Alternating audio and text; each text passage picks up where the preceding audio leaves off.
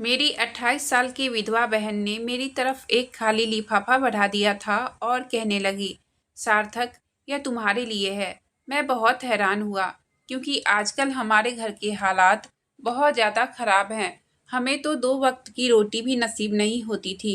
कल रात ही सिर्फ मेरी बहन के 8 साल के बेटे रेयान को ही खाना मिला था। हमने तो खाली पेट ही रात बिताई थी। ऐसे में मेरे लिए तोहफा हैरान कर देने वाला था। मैं सोच में पड़ गया था कि मुझे यह लिफाफा थाम लेना चाहिए या नहीं। मुझे सोच में डूबा हुआ देखकर मेरी बहन बोली, सार्थक, ये लिफाफा तुम ले लो। मैंने लिफाफा पकड़ लिया और उसे जल्दी से खोलकर देखा तो उसमें बहुत सारे पैसे थे। मैंने बोला, दीदी, यह क्या है? मेरी बहन कहने लगी, सार्थक, ये पैसे मैं सोने के जेवर बेचकर लाई हूँ। यह पूरे 8 लाख है। मैंने बोला, दीदी, आपने ऐसा क्यों किया?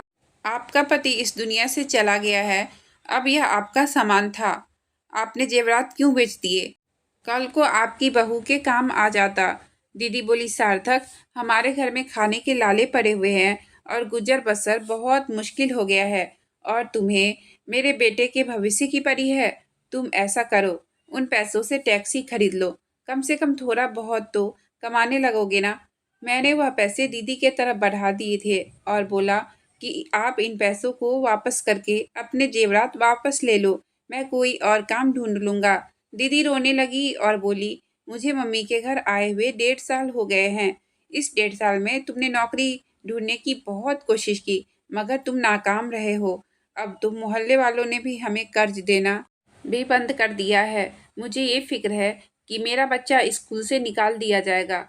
मैं उसे अनाथ भरा बचपन नहीं देना चाहती हूँ। मैं चाहती हूँ कि उसे कोई परेशानी ना हो। बता दो, अगर तुम काम नहीं करना चाहते तो मैं खुद ही किसी फैक्ट्री में नौकरी कर लेती हूँ। दीदी की बातें सुनकर मेरा दिल बैठ गया था। मैंने बोला, दीदी, आप यह सब क्या कह रही हो? मेरे होते हुए आपको काम करने की ज़रूरत नहीं है। दीदी ने पैसे मेरी तरफ बढ़ा दिए थे और बोली, फिर यह ले लो। ना चाहते हुए भी मैंने वह पैसे ले लिए थे। मैं जल्दी से घर से बाहर निकल आया था। मैं बेबस था। मैं कैसा भाई था कि अपनी बहन को कुछ देने के बजाय उससे ही ले रहा था। मैं सारी रात घर नहीं गया था। सड़क किनारे बैठा रहा और रोता रहा था, इस उम्मीद पर कि शायद मेरे दिल का बोझ कम हो जाए। मगर गुजरते वक्त के साथ साथ मैं ज़्यादा उदास होता गया था। सुबह घर लौटा तो दीदी बड़ी फिक्रमंदी से मेरे सामने आकर खड़ी हो गई थी और कहने लगी, सार्थक, तुम रात भर कहाँ थे? मैंने बहाना बना दिया कि दूसरों के साथ मिलकर राय मशवरा कर रहा था, उन पैसों को किस काम में लगाना चाहिए। दीदी कहने लगी, तुम उस बात की फिक्र मत करो, मैंने सारा इंतजाम किया हुआ है। आज तुम पड़ोसी नीरव अंकल के साथ जाना, वह तुम्हें टैक्सी दिलवा देंगे। मैंने सर हिला दिया और फिर 10 बजे घर से निकल गया। दीदी ने नीरव अंकल से मुझे कम पैसों में सेकेंड हैंड टैक्सी दिलवा दी थी। वह टैक्सी देखने में काफ़ी अच्छी लगती थी। मैं बहुत खुश हो गया था कि अब सवारियां धड़ाधड़ मेरी गाड़ी में सवार हुआ करेंगे और घर के हालात अच्छी हो जाएगी। नीरव अंकल मुझे अड्डे पर छोड़ आए थे, जहां से लोग टैक्सी बुक करवाते थे। जाने से पहले नीरव अंकल ने मेरे कंधे पर हाथ रखा और बोला, अच्छा, अब मैं चलता हूँ। आगे की किस्मत तेरी है। मैं उनकी बात सुनकर हैरान हुआ था, क्योंकि अब तो सब कुछ मेरे ही हाथ में था। मुझे यकीन था कि बहुत जल्दी मेरी कमाई शुरू हो जाएगी। मैं अड्डे पर सवारी के इंतजार में खड़ा था, तभी एक तोंद वाला काला आदमी मेरे सामने आकर खड़ा हो गया था। कहने लगा, टैक्सी वाले भाई, यहाँ पर नए लगते हो? तो मैंने जल्दी से सर हिलाया और बोला, जी जी, आज पहले ही दिन काम पर आया हूँ। लेकिन आप इस बारे में ना सोचो, मैं गाड़ी चलाने में माहिर हूँ। उस आदमी के माथे पर बल पड़ गए थे। कहने लगा, तुम नए हो इसलिए तुम्हारी गाड़ी को नुकसान नहीं पहुंचा रहा हूँ। मेरा अड्डा है, यहाँ पर तो परिंदा भी मेरे परमिशन के बगैर पर नहीं मारता। फिर तुम यहाँ से जल्दी गायब हो जाओ, नहीं तो तुम्हें इस अड्डे का हफ्ता देना पड़ेगा। मैं उसकी बात सुनकर हैरान हो गया था और झट से बोला, भाई साहब, मेरे पास तो घर की दाल रोटी चलाने के भी पैसे नहीं है। यह गाड़ी भी बहन के जेवर बेचकर खरीदी है और आप मुझसे पैसों की उम्मीद कर रहे हो। मुझ पर एहसान करो, मुझे यहाँ पर गाड़ी चलाने की परमिशन दे दो। उस आदमी ने मुझे गुस्से से देखा और कहने लगा, पैसे नहीं है तो यहाँ खड़े होने की परमिशन नहीं है। अगर अपनी खैरियत चाहते हो तो यहाँ से चले जाओ, नहीं तो तुम्हारी गाड़ी का वह हाल करूँगा कि उम्र भर रोते फिरोगे। वह आदमी शक्ल से ही अजीब लगता था। मुझे उम्मीद थी कि मेरी कोई भी बात और कोई भी मजबूरी उसके दिल पर असर नहीं करने वाली थी। इसलिए मैं मजबूर होकर अपनी गाड़ी स्टार्ट की और वहाँ से निकल पड़ा था। अब मैं सड़क के किनारे जाकर खड़ा हो गया था, इस उम्मीद पर कि शायद मुझे कोई सवारी मिल जाएगी। मगर सुबह से शाम हो गई, मुझे कोई सवारी नहीं मिली थी। अब दिल घबराने लगा था कि खाली हाथ घर कैसे वापस जाऊंगा। इसलिए मैं सड़कों पर गाड़ी यहाँ वहाँ भगाने लगा था कि शायद किसी की नज़र मुझ पर पड़ जाए। मगर मैं नाकाम रहा और रात के 11 बजे मैं खाली हाथ घर वापस आ गया था। मेरी बहन ने मुझे देखा तो खुशी-खुशी मेरे पास भागकर चली आई और कहने लगी, "आज कितने पैसे कमा कर आ रहे हो?" मैंने कंधे उचका दिए थे। मैंने बोला, "दीदी, आज तो कमाई नहीं हो सकी। ग्राहक और सवारियाँ इतनी जल्दी नहीं मिलती।"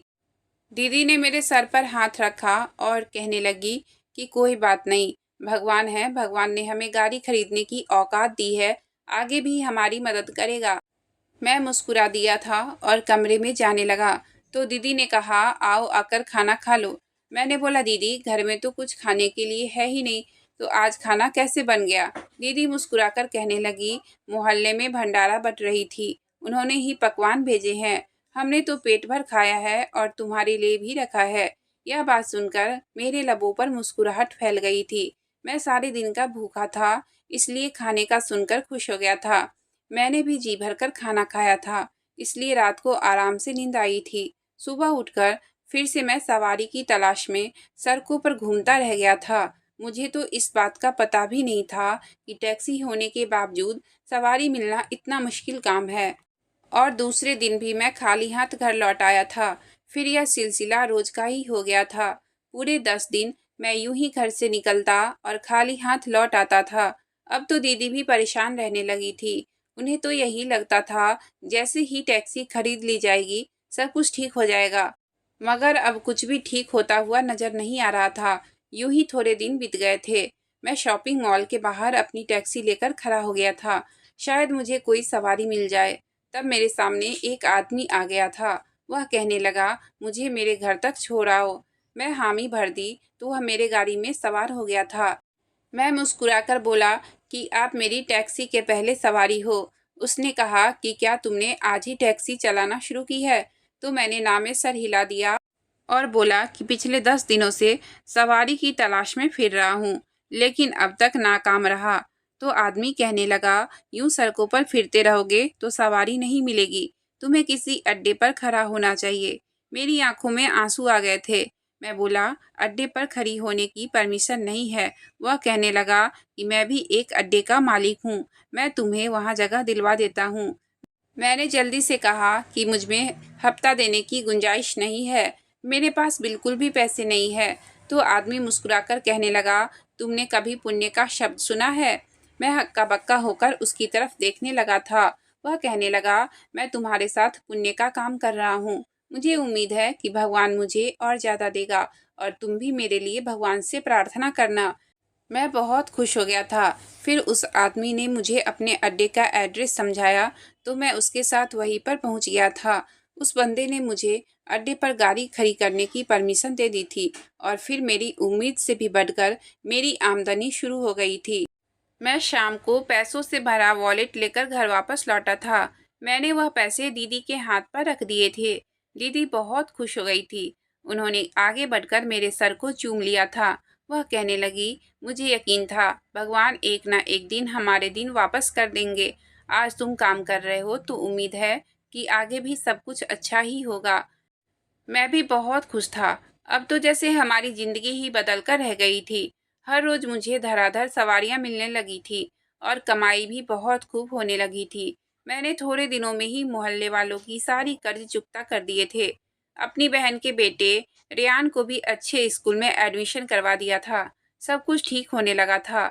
अब मुझे एहसास होने लगा था, एक नरम दिल इंसान के पुण्य ने मेरी जिंदगी बदल कर रख दी है।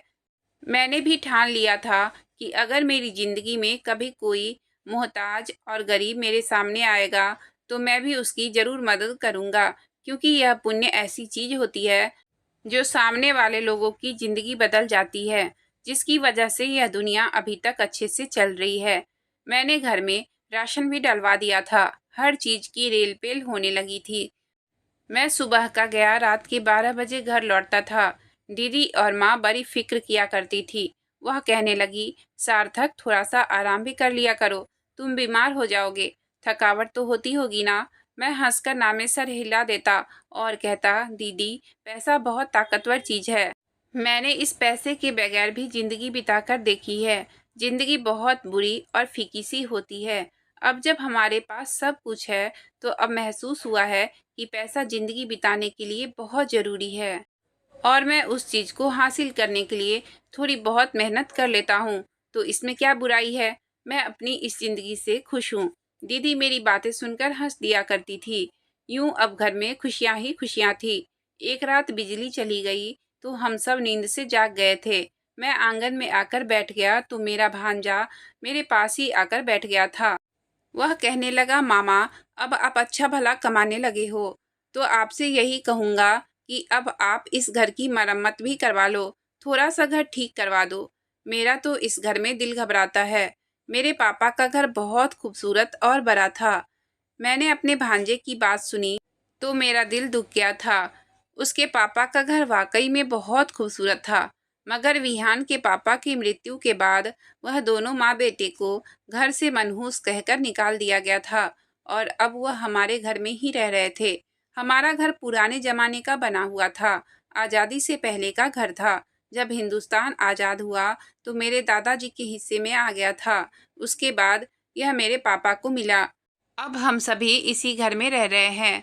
मेरे पापा ने उसकी मरम्मत नहीं करवाई थी क्योंकि घर में कभी इतने पैसे ही नहीं आए थे कि हम पेट भर खाना खाने के बाद कुछ बचा कर रखते और इस घर को ठीक करवाते।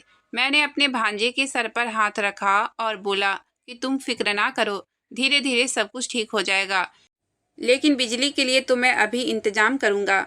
मैं एक इन्वर्टर खरीद लूंगा। मेरी बात सुनकर मेरा भांजा बहुत खुश हो गया था। थोड़े दिनों के कमाई के बाद मैंने एक छोटा सा इन्वर्टर ले लिया था, जिससे 3 पंखे चल जाया करते थे। सब कुछ बिल्कुल ठीक हो गया था, मगर एक सुबह मुझ पर ऐसी भी आई कि सब कुछ बदल कर रह गया था। मैं सुबह सवेरे टैक्सी लेकर घर से निकला तो देखा कि सड़क पर एक जवान लड़की का एक्सीडेंट हुआ था। वह सड़क पर तड़प रही थी। उसके इर्द गिर्द लोग भीड़ लगाकर खड़े थे, मगर कोई भी आगे बढ़कर नहीं आ रहा था। मुझे अफसोस हुआ। लोग तमाशा देख रहे थे, मगर मदद नहीं कर रहे थे। मैंने उसे गाड़ी में डाला और अस्पताल लाया, जबकि लोग मुझे मना कर रहे थे कि यह पुलिस केस है। मैंने अपनी परवाह नहीं की। लड़की के पास जो चीज मौजूद थी, उसके जरिए उसकी निशानी कर ली और उसके माँ बाप को भी अस्पताल बुलाया गया था। तब पता चला कि लड़की का बाप बहुत गरीब है और डॉक्टर ने उसका ऑपरेशन करने से मना कर दिया था, क्योंकि ऑपरेशन के लिए 7 लाख रुपए की जरूरत थी। लड़की का बाप एक आदमी के सामने हाथ जोड़ रहा था, मदद की अपील कर रहा था, मगर कोई भी उसे 7 लाख रुपए देने पर राजी नहीं था। वह आदमी कहने लगा, किसी भी पुण्य से मेरी बच्ची की जान बच सकती है। भगवान कोई मेरी मदद करे। पैसों का क्या है, यह तो आने जाने वाली है, मगर जिंदगी लौटकर वापस नहीं आती। मेरी मदद करो। मुझे खुद से किया हुआ वादा याद आ गया था, जो मैंने अपने आप से किया था। जब भी किसी को मेरी मदद की जरूरत होगी तो मैं जरूर काम आऊंगा। मेरे पास 7 लाख रुपए नहीं थे, इसलिए मैंने फौरन अपनी टैक्सी बेच दी और सारा पैसा उस लड़की के इलाज पर लगा दिया। उस लड़की का ऑपरेशन होने लगा था। मैं तभी उसके गरीब माँ बाप के साथ ही खड़ा रहा था। मैंने हर पल उसकी मदद की थी और साथ ही मैं उसकी हिम्मत भी बढ़ा रहा था और उनको दिलासा देता रहा। शाम के 7 बजे तक उस लड़की का ऑपरेशन पूरा हो चुका था और कामयाबी मिल गई थी। लड़की को होश आ गया था। उसके बाद मैंने लड़की के माँ बाप से घर जाने की परमिशन मांगी तो उन्होंने मुझे बहुत दुआएं दी और बोला, तुझे इसका इनाम घर जाकर मिलेगा। मैं मुस्कुराकर अस्पताल से निकल गया था और पैदल ही घर की तरफ चल पड़ा था। मेरे लिए यही काफ़ी था कि मुझे उन गरीब बेसहारों की दुआएं मिल गई थी। घर में राशन वगैरह तो मौजूद था, इसलिए मैंने टैक्सी बेचने में ज़्यादा देर नहीं लगाई थी। मैंने सोचा कि जब तक घर में पड़ी चीज़ खत्म होने लगेगी, तब तक मुझे कोई ना कोई काम मिल जाएगा और फिर उम्मीद भी थी कि उस बुजुर्ग की दुआएं काम आ जाएगी, भगवान मेरी मदद करेंगे। और रात गए, मैं जैसे ही घर के अंदर आया तो पैरों तले से जमीन निकल गई, क्योंकि मेरे घर की हालत बहुत बुरी हो चुकी थी। हर चीज बिखरी पड़ी थी, हर तरफ उखाड़ टुकड़ा हुआ था। ऐसा लगता था जैसे कोई बहुत बड़ा तूफान मेरे घर से होकर गया हो। जल्दी से घर में दाखिल हुआ तो मेरी बहन भागती हुई आकर मेरे गले लग गई थी। वह फूट फूट कर रो रही थी। मैंने बोला, मुझे कुछ तो बताओ कि क्या हुआ है, यह सब किसने किया है। तब मेरी मम्मी कहने लगी, सार्थक, हमारे साथ बहुत जुल्म हो गया है। ना जाने किसने पुलिस को झूठी खबर दे दी है कि हम नशे की बिजनेस करते हैं। इसलिए पुलिस हमारे घर में छापा मारने आई थी। उन्होंने घर की एक एक चीज को उखाड़ कर तहस नहस कर दी है। साथ ही साथ जो तुमने राशन डलवाया था वह भी उठाकर ले गए, क्योंकि कह रहे थे कि हमने उसको भी चेक करना है, कहीं उसमें नशे की दवाई न छुपा रखी हो। उनकी बातें सुनकर मैं तो हक्का बक्का रह गया था। यह सब कैसे हो सकता था। मैंने देखा कि हमारे आंगन को उखाड़ा गया था। मेरा भांजा डरा सहमा सा बैठा हुआ था। मैं उसके पास गया और बोला कि बेटा, परेशान होने की जरूरत नहीं है, सब कुछ ठीक हो जाएगा। उसने मेरे कंधे पर हाथ रखा और बोला, मामा, मैं परेशान नहीं हूँ। मुझे उम्मीद है कि जिस तरह आपने पहले सब कुछ ठीक कर दिया था, अब भी वैसे ही कर दोगे। अब तो आपके पास टैक्सी भी है। मेरी मम्मी को अब अपना जेवर बेचने की ज़रूरत नहीं पड़ेगी। उसकी बात सुनकर मुझे शर्मिंदगी महसूस हुई। उस बच्चे को क्या मालूम था कि मैंने तो अपनी टैक्सी बेच दी। सबके चेहरे उतरे हुए थे, मगर फिर भी उन्हें उम्मीद थी कि सार्थक सब कुछ ठीक कर देगा, क्योंकि इन लोगों को पता नहीं था कि अब मेरे हाथ में कुछ भी नहीं है। मुझे तो उम्मीद नहीं थी कि मेरे साथ ऐसा भी हो सकता था। मेरे दिमाग में दीदी का दिया हुआ आशीर्वाद घूमने लगा था। उन्होंने मुझे आशीर्वाद दिया था कि मैं किसी के साथ पुण्य करूंगा तो मेरे साथ अच्छा होगा, लेकिन उसका सिला मुझे क्या मिला था। जब मैं घर वापस आया तो मेरा घर ही उजड़ा हुआ था। रात यूं ही बीत गई थी। मैं सबको दिलासा देता रहा। सुबह जब मैं काम पर नहीं गया तो मम्मी कहने लगी, सार्थक, तुम काम पर जाओ। अगर काम पर नहीं जाओगे तो हम खाएंगे कहाँ से। अब तो हमारे घर में अन्न का एक दाना भी नहीं है और ना ही पकाने का कुछ साधन है। मैंने बोला, मम्मी, मेरी तबीयत ज़्यादा ठीक नहीं लग रही है, हम किसी से पैसा उधार ले लेते हैं। तो मम्मी मुझे घूरकर देखने लगी। वह कहने लगी कि किसी ने हमारी पुलिस में शिकायत की थी और झूठा इल्जाम हम पर लगाया है। हमारे घर में यह सब कांड हुआ है। क्या हमने आंगन में नशे की चीज छुपा कर रखे हुए थे। मम्मी को बहलाने के लिए मैं घर से बाहर तो निकल गया था, मगर कहाँ से कुछ कमाता। शाम में जब खाली हाथ घर वापस आया तो सबके मुंह लटक गए थे। मेरा भांजा कहने लगा, मामा, मेरा भूख से बुरा हाल हो रहा है, कुछ तो ले आते। मैं जल्दी से बाहर गया और मोहल्ले की दुकान से कुछ सौदा उधार ले आया था। दीदी मेरे पास आकर बैठ गई और कहने लगी, सार्थक, मुझे ऐसा लग रहा है कि कुछ न कुछ गड़बड़ है। तुम मुझे परेशान लग रहे हो, मुझे बताओ क्या हुआ है। मैंने कहा, दीदी, मैंने टैक्सी बेच दी है। मेरी बहन मेरी बात सुनकर हक्का बक्का रह गई थी और कहने लगी, तुम क्या कह रहे हो, तुमने टैक्सी क्यों बेच दी। तो मैंने उसे सारी बात बता दी कि किस तरह से एक लड़की मौत के मुंह में चली गई थी।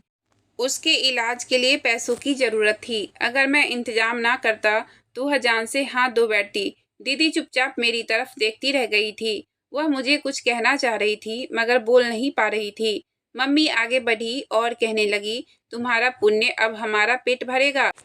सारी जिंदगी तो भूखे रहे, अब हाथ में 4 पैसे आने लगे तो तुम्हें पुण्य का बुखार चढ़ गया। मुझे यह बताओ कि आज तुम्हारे साथ किसने पुण्य की थी। तुम्हारी बहन ने ही अपने जेवर बेचे, तब जाकर घर के हालात ठीक हुए और तुमने उसे ही पुण्य की भेंट चढ़ा दी। मेरी बहन आगे बढ़ी और बोली, मम्मी, सार्थक ने अच्छा काम किया है, उसे कुछ मत कहो। मम्मी कहने लगी, अच्छा काम करने से हमें क्या मिलेगा। उसके अच्छे काम से 2 वक्त की रोटी मिलेगी क्या। उस लड़की का बाप कहीं से भी पैसों का इंतजाम कर लेता। उसने हमारे पेट पर लात मारी है। मैं मम्मी की बात सुनकर रोने लगा था। मेरी बहन मुझे कहने लगी, सब कुछ ठीक हो जाएगा। बहन के कहने के बावजूद भी कुछ भी ठीक नहीं हुआ था। सब कुछ पहले जैसा होने लगा था। हमारे घर में फिर से गरीबी और भूखमरी ने घेर लिया था। मम्मी सारा दिन बैठी मुझे बातें सुनाती रहती। जबकि मेरा भांजा बहुत उदास रहता था। एक दिन वह मेरे पास आकर बैठ गया और कहने लगा, मामा, क्या पुण्य बहुत बुरी चीज होती है? मैंने जल्दी से बोला, नहीं बेटा, ऐसी कोई बात नहीं है, तुम ऐसा क्यों कह रहे हो? तो कहने लगा, जिस दिन से आपने पुण्य किया है हमारे घर के हालात खराब हो गए हैं। मुझे ऐसा लगने लगा है पुण्य का काम करना अच्छी बात नहीं होती। मैं उसके सर पर हाथ फेरा और बोला, नहीं बेटा, ऐसी कोई बात नहीं है, मगर परीक्षाएं भी तो भगवान हमसे लेते रहते हैं। तुम यही समझो कि यह परीक्षाएं भगवान की तरफ से आई है, इसमें हमें पास होकर दिखाना है। मुझे उम्मीद है कि एक न एक दिन सब कुछ ठीक हो जाएगा।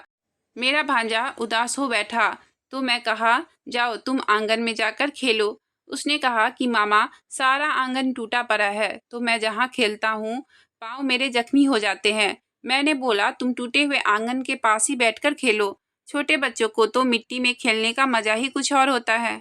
तुम भी मिट्टी में खेलो, तुम्हें बहुत मजा आएगा। उसने कहा, ठीक है। वह इतना कहकर कमरे से बाहर निकल गया और मिट्टी में खेलने लगा, जबकि मैं बिस्तर पर बैठकर सोचने लगा था कि पुण्य भी हर इंसान नहीं कर सकता।